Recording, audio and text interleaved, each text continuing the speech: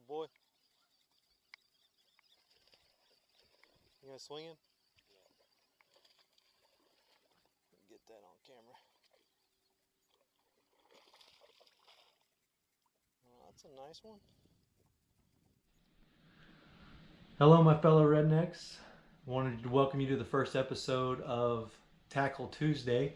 So today I just wanted to go over my first experience frog fishing on Lake Sam Rayburn with my friend Jesse Floyd. You can check his YouTube channel out at Jesse Floyd Fishing. So basically what I'll show here is a couple of my early mistakes with frog fishing, and then of course the things I've learned over time. So I've been fishing quite a bit as a co-angler in the BFL and some different team events, and I've learned a lot from a lot of experienced anglers, and then also there's a lot of good content out there on YouTube as well. So I want to share with you what I've learned and some of the mistakes I've made, but also some of the success that I've had. So hope you enjoy this, and let's get started.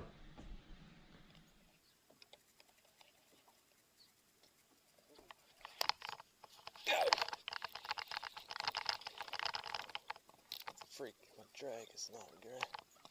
I'm not gaining any ground on this thing. Let's tighten the drag up. There you go.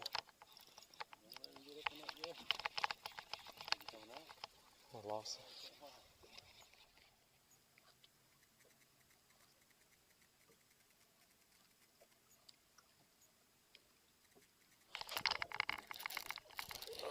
Come on. Oh. Today, what I kind of want to show you is it's been about a year and a half since I started bass fishing, and now I've gotten into tournament fishing pretty regularly and working with a lot of, or as a co-angler, learning from a lot of other anglers, a lot of anglers on YouTube that are out there teaching as well. So had a chance to spend a ton of time on the water and learn quite a bit. So what I want to show you today is what I've learned with frog fishing and some of the things that have really made a big difference for me.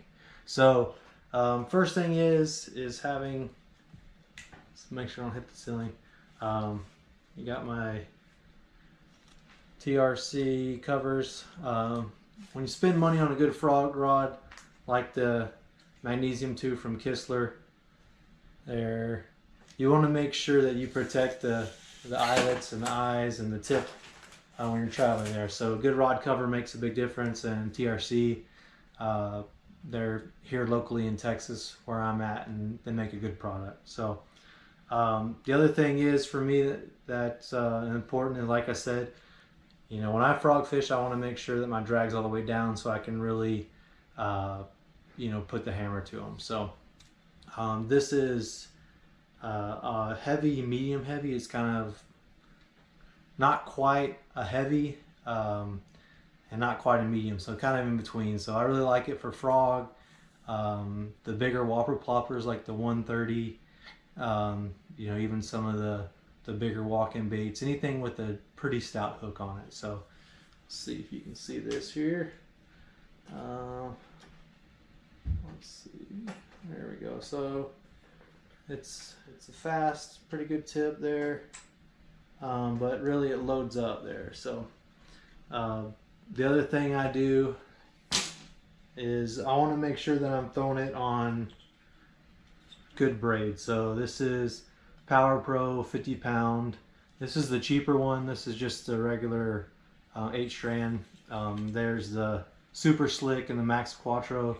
There's some other braids out there that are really good as well. So kind of whatever braid you prefer. Some people like to go really heavy with 65 or even 80. I kind of go with either 65 or 50 when I'm fishing over grass mats and throwing it in there. And so some of my techniques, I actually like to throw it onto the bank and then kind of work it back in the water. And I've had a lot of success there right on the shore. So another technique that I've seen is when you kind of throw it over a little limb.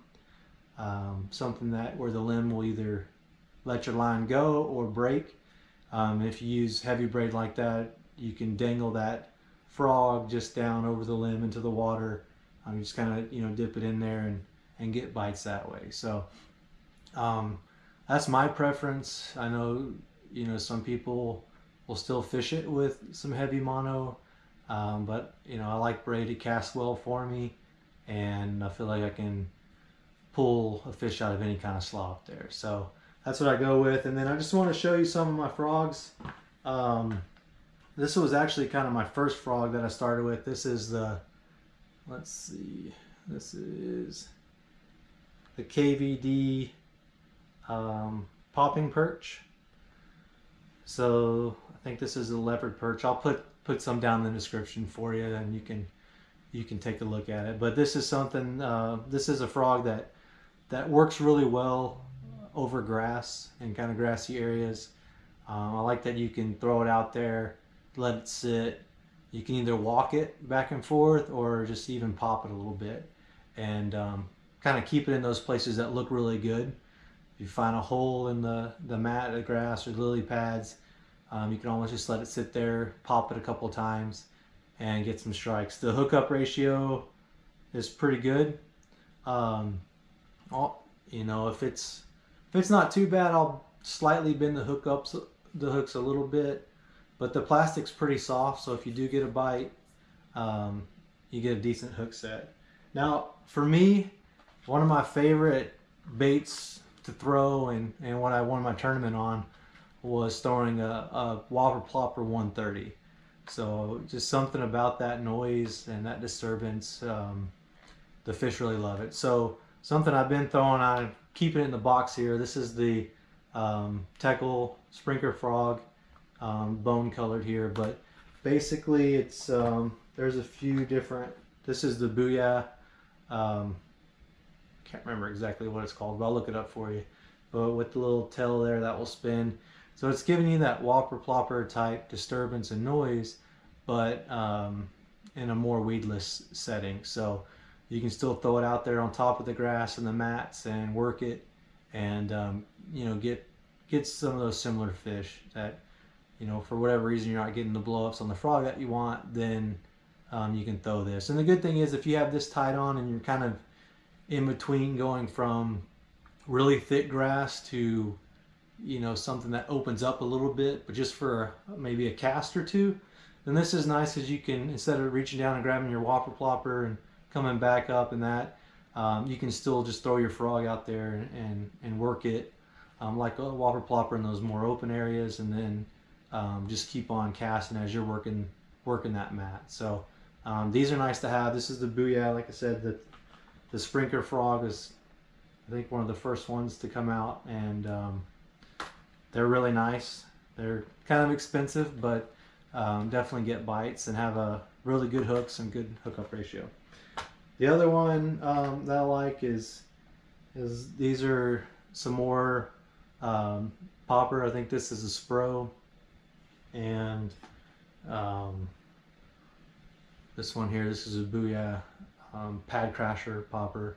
But the popper or the regular Pad Crashers, basically some of my favorite colors, I just go with white, black, and something with a little bit of yellow in it, or chartreuse, something just a little bit different there. But a lot of times when I'm throwing in the mats, you're mimicking frogs, but you're also kind of mimicking you know, bluegill, other sunfish, things like that. So I don't know how much the color honestly really matters, especially when it's super thick.